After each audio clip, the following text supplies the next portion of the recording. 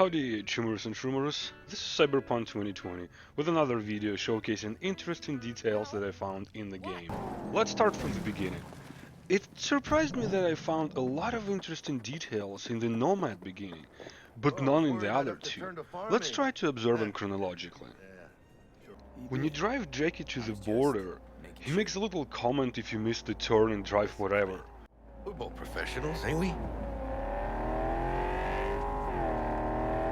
We ain't lost, are we?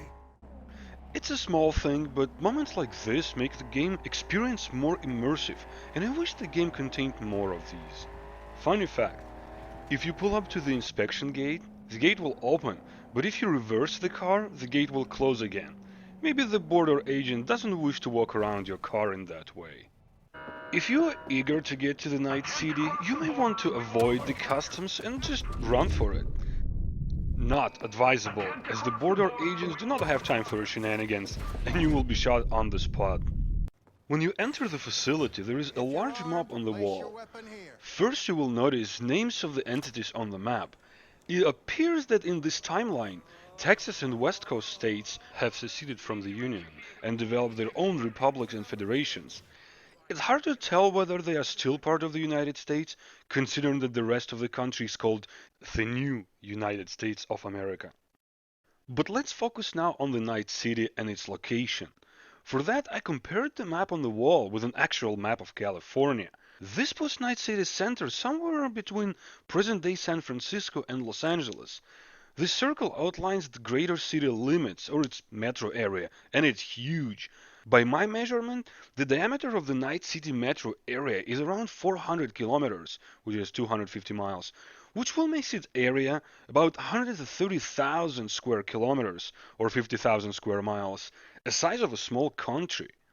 All this seems to be correct, as it corresponds to what we know and see about the city. We see the ocean on one side, and the desert with Joshua trees on the other, which is how it is in the present-day California. Yet one thing was bugging me with the location of the Night City, and its weather. I know the game looks cool when it's raining and it's all wet outside. We even have driving in the rain in one of the first cutscenes. It does make the surroundings look superb. But everyone who ever lived in South California will testify that it rains all about 7 times a year there. This was actually one of the first indications for me that events are happening in a different reality, which was later confirmed by other observations, but about that in another video. Let's move on. Once you have escaped the chase and hidden this garage, you will inspect the contents of the crate you were smuggling. And this turned out to be an iguana. Interesting fact is that the animals are all but gone from the city. In another time we encounter a cat, and there is a moment of disbelief as to what it is doing there and whether it was an illusion or hallucination. So this iguana is worth a lot, and Jackie actually comments that he is going to sell it to some rich person. You think you can make some money on it? Sure. Think it'll make us happy. Us? Yeah, partner. We'll go halfsies. Any decent fixer will find a loaded gonk interested in a rare gem like this. An heir to the Arasaka Empire. During the heist, you encounter a very similar iguana. Raoul Wells. Considering that Yorinobu is extremely wealthy, this might very well be the reptiles you smuggled with Jackie. Since we started talking about the heist mission, I have other interesting moments to show. But let's start a little earlier. Remember Royce, the new leader of Maelstrom, who quote-unquote dropped his previous leader Brick? Fuck Brick then. Let's cut a new deal. During negotiations, you can try to defeat all Maelstrom in the facility and with some snooping around release Brick, who isn't that dead as Dex's intel indicated. I say when, because Brick was the leader. 3 days after we'd sealed our deal, his friend and gangmate, one Simon Randall, aka Royce, plain dropped his ass.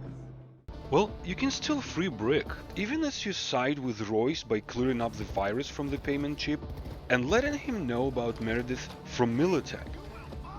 During a gunfight, Royce disappears, and you are followed by Dum Dum, Name's Dum Dum, who apparently isn't objecting to releasing his old boss. Help me out over here.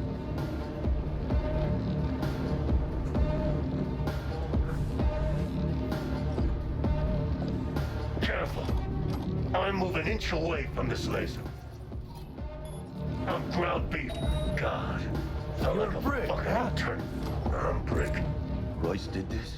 While Royce helps you fight Militech, Brick escapes. He will reward you for his rescue by helping in another quest.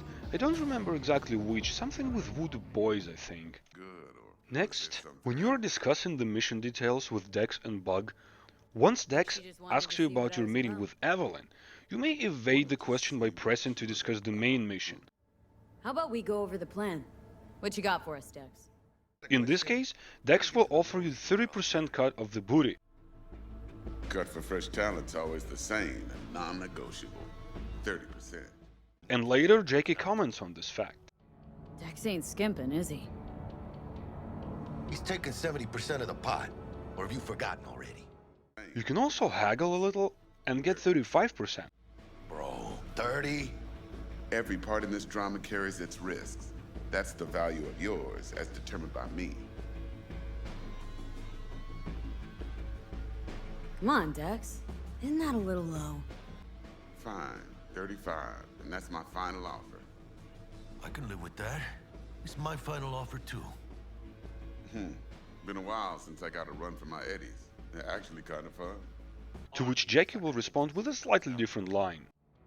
Dex ain't skimping, is he?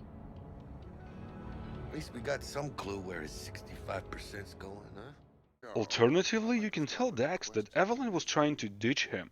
Evelyn Parker, how'd you fare? Couldn't have gone better. In fact, she liked me so much, she made me another offer. Another offer? Uh-huh.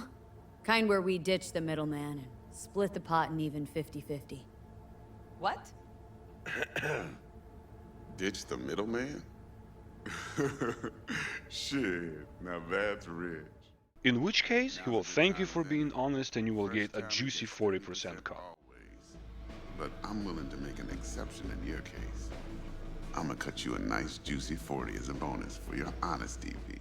During the heist in Konpeki Plaza, did you notice that when coming to the room you briefly see Mikhail Akunin and Nadezhda Turina?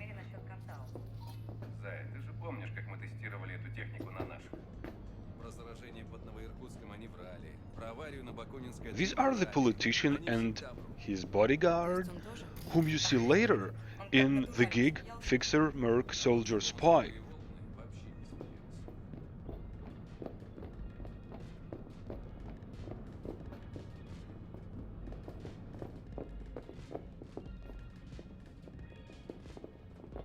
They have a brief exchange, but unfortunately following them does not result in anything else happening.